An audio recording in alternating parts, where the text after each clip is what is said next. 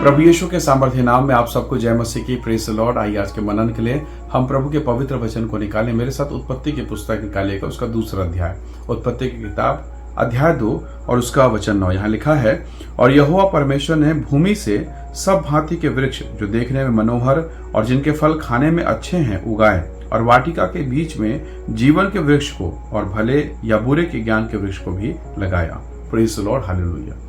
जब हम इस वचन को पढ़ते हैं प्रियो, तो ऐसा लगता है कि परमेश्वर ने वाटिका के इस बीच में भले या बुरे का वृक्ष क्यों लगाया। क्यों परमेश्वर ने इस प्रकार से किया कि आगे चल के मनुष्य पापी हो गया। वास्तव में जो भला या बुरा, ये जो ज्ञान का वृक्ष था, ये गड़बड़ वृक्ष नहीं है, ये इसमें पाप नहीं है।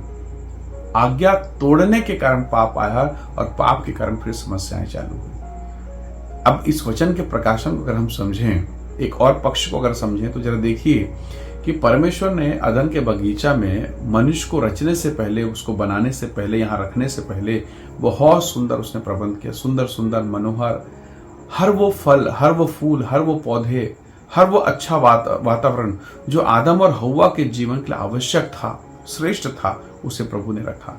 हालेलुया।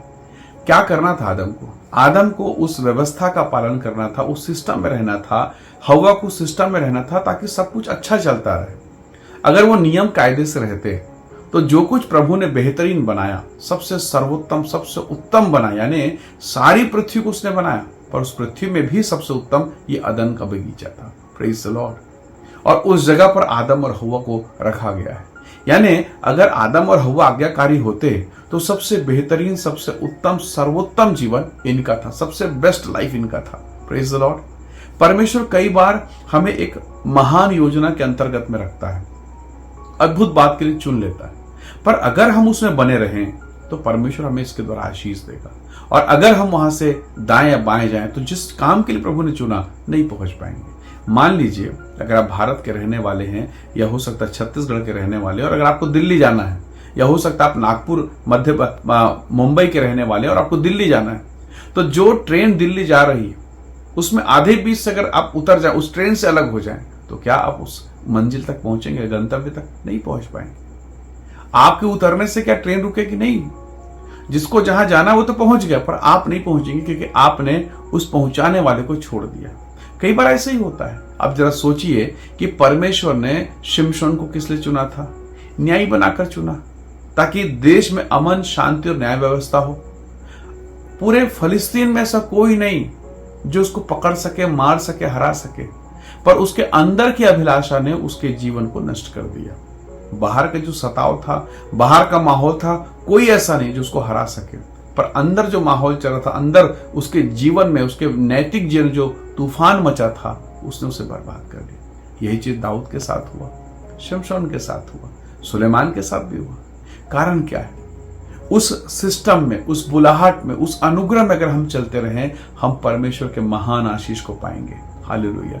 कई बार प्रियो हम दाएं बाएं चले जाते हैं और खुद तकलीफ में फंस जाते हैं, लेकिन परमेश्वर की कभी मनसा नहीं कि वो आपको दुख दे। वो अपनी इच्छा से कभी आपको दबाएगा नहीं, कभी आपको संकट में नहीं डालेगा, कभी नहीं चाहता। कौन ऐसी माँ होगी जो ये चाहे कि उसका बच्चा पीड़ित रहे, दुखी रहे, गरीब रहे, लाचारी में रहे, कंगाली में रहे? कोई माँ नहीं चाहती। जब एक माँ जिसने मुझे और आपको 9 महीने अपने शरीर में रखा, जब वो नहीं चाहती, तो स्वर्गीय पिता जिसने आपको बनाया, रचा, आपके भविष्य के लिए उसने योजना बनाई, वो कैसे चाहेगा? प्रभु ने कहा, जो कल्पनाएं मैं तुम्हारे विषय में करता हूं वो हानि की नहीं वरन कुशल की है, और अंत में मैं तुम्हारी आशा पूरी करूंगा। Praise the Lord. तो प्रभु उसके वचन के अनुसार हम बने रहे। प्रभु ने सबसे सुंदर, मनोहर, उत्तम वस्तुओं को बनाया, ताकि आदम और हव्वा उस उत्तमता में, उस महिमा में बने रहें। जब मैं और आप आज्ञा में होते हैं, हम उत्तम भागों में चलते हैं। हो सकता है आज आप अंधकार में हो सकता है आप कोर्ट कचहरी के मामले, या बेटी के जीवन, या पति या पत्नी के जीवन को लेकर आप डिप्रेशन, तनाव में हो, शादी ब्याह की बातों को लेकर टेंशन में हो, पर क्या परमेश्वर आपकी चिंता नहीं जानता? क्या प्रभु को इस बात की परवाह नहीं कि आप समस्या में हैं? वो सब कुछ जानता है। वचन में लिखा है, वचन में बताया गया, अपनी सारी चिंता उस पर डाल दो क्योंकि उसको तुम्हारा ध्यान है। पर कई बार हम भूल जाते हैं कि उसको हमारा ध्यान है, और हमारा ध्यान भटकता है, हम गिरते हैं, हम पाप में फंस जाते हैं, हम मुंह के बल गिरते हैं और बड़ी तकलीफ में फंसते हैं। सड़क में अगर आप चल रहे हैं, वाहन चला रहे हैं, पल भर के लिए भी अगर आपका ध्यान भटका ना, आपको मालूम क्या होगा। आप सड़क में चलते समय कभी भी दाएं बाएं नहीं देखेंगे, कभी भी इधर उधर नहीं ध्यान भटकाएंगे। अगर दाएं बाएं अगर आपने देखा भी है तो केवल इसीलिए कि कोई ऐसा तो नहीं जो अचानक से आ जाए और एक्सीडेंट हो जाए। बहुत चौकन्ने रहते हैं। कारण एक ही है, ताकि हम दुर्घटना से बचे रहें। यही काम हमें आत्मिक जीवन में भी करना है। कई बार हमसे गलतियां होती है। आज के इस दिन में हम प्रभु से कहें, खुदावन अनुग्रह दे, तेरे नियम में, तेरे वचन में, तेरे अनुग्रह में मैं बना रहूं, ताकि सब कुछ जो तूने मेरे लिए बेहतर उत्पन्न किया, बना दिया है, उसमें मैं आनंद करता रहूं। निसंदेह प्रभु अपने वचन के द्वारा आपको आशीष देगा। हालेलुया।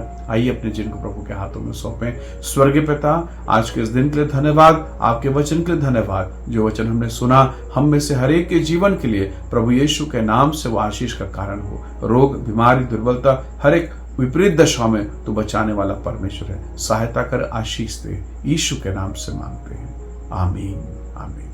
प्रभु आप सबको बहुत ऐसे आशीष दे। परमेश्वर का अनुग्रह आप सबके साथ हो। Praise the Lord. जय मसीह।